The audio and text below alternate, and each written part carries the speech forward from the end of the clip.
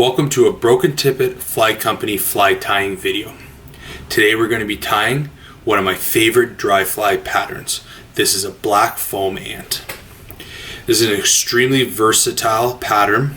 Ants are found everywhere around the world. Trout love them. I find them particularly effective on cutthroat trout as well as brook trout, but work for a variety of different species. And this one is great because it floats well because of the foam, and it's very, very easy to tie. We're only going to be using 3 ingredients today: 2mm black foam, an indicator yarn of some sort. I'm using Sparkle Emerger in burnt orange. You could use EP fiber, Zelon, any sort of yarn material, and I like the burnt orange. It's very easy to see on the water. And lastly, a dry fly hackle. I'm going to use Grizzly, natural Grizzly hackle. You could definitely do this in brown, you could do it in black, you can also change the color of the foam and the thread. I'm going to be starting today using a size 12 dry fly hook. This is about the biggest size hook that I'll tie this fly in, and I will tie it all the way down to a size 18. I'm going to be using 6/0 thread in iron gray. Of course, you can adjust the color of your thread to the color of your materials. So to start things off, I will start the thread just behind the eye of the hook and create a nice thread base all the way back to the start of the bend. I'll clip off my tag end there. The material we're going to be using again is 2mm black foam, and you're going to want to cut this into strips. You want the strips to be about the size of the hook gap in width. I find the easiest way of cutting this foam into strips is using a razor blade as well as a ruler, as seen here.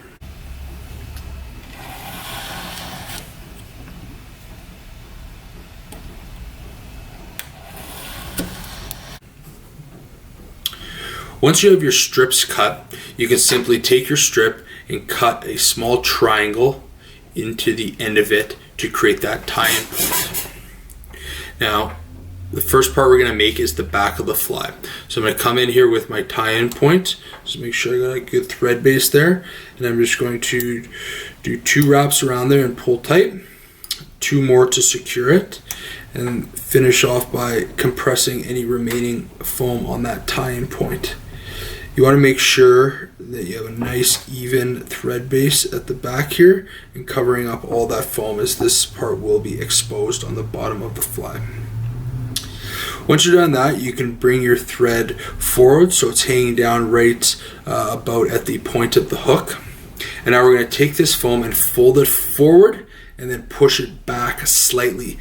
You just want to create a little bit of a hump there.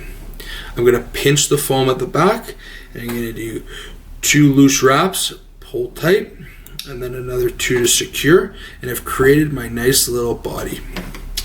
Now I'm going to come in with my scissors, cut off the remaining foam there, and just using even thread wraps to compress the remaining foam here at my cutoff point.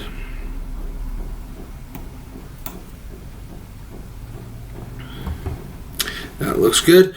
So now I'm going to move forward, covering up the rest of this body in the thread. I'm going to take this right up to about an eye width behind the eye of the hook.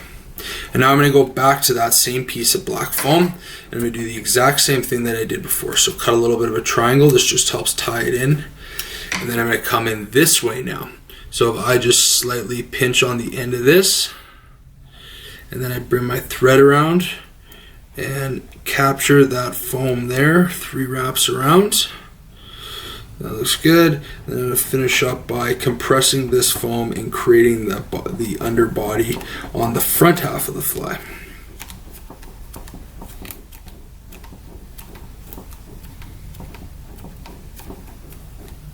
Great, so once that's done, you're going to do the exact same technique where you fold the foam back, push it forward a little bit, pinch it here, and I come through with my thread and do a few wraps to secure that foam, cut off what's remaining, and compress the rest of this foam. Just going to make sure that I got a nice even body here. Everything is looking good. And now I'm going to finish the fly off with my indicator as well as my hackle. So I'm going to take a small piece of that orange indicator yarn, and I'm going to be tying that in at the back. So you don't really need much of this. You come in on the back. You want to get that right in the center of the fly and sticking back up over the back section of the body. Wrap up any fibers that are sticking out here. And then I can come in and trim that off. You really just need it about twice the height of the foam there. Just gives you a little something to see. The fish really won't see that. And my last material will be the hackle. In this case, I'm using Grizzly. I've sized this to be about, if I go under here, just a little larger than the actual point of the hook. I'm going to take this Grizzly hackle, and I'm going to, using my fingernails, peel back, pull off some of those fibers so that I have the exposed stem of the feather. And you can see on hackle like this, you have a shiny side, it's curved a little bit, and then you have the underside of the feather. I'm going to do the shiny side pointing up. I'm going to put it across, and I want to secure the stem of this hackle into the body of the fly. Just give it a little pull to make sure it's tight, because you're going to be wrapping this around, and then I can bring my thread back up to the start of the head. Now I'm going to be wrapping this hackle moving forward. This hackle doesn't need to be a tightly packed hackle like you might see on other flies. I'm really going to do only about 3 wraps. It's supposed to imitate the legs of the ant. So I do 1 at the back, 1 spiraling up, and then around again at the front here.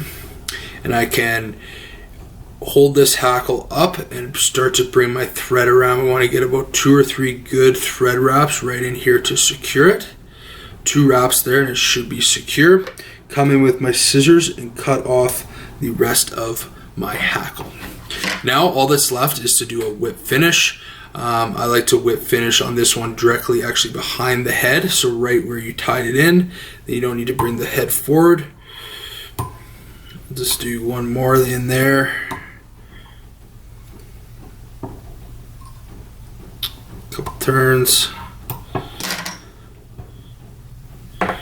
You can clip off your thread. You can trim out any hackle fibers that you might have caught through the process. And there you have it. A super simple, super effective white or black foam ant. I like to dead drift this, but also twitch it a little bit on the surface, as some of those natural ants, which are terrestrials, might have gotten blown into the water, and they might be trying to get out of the water. Give this one a try, tying it and fishing it. Thank you. Fish on. Thank you for watching another Broken Tippet video. If you have any questions, leave them in the comments below. If you like what you saw, hit that like button and hit that subscribe button. Thank you so much. Fish on.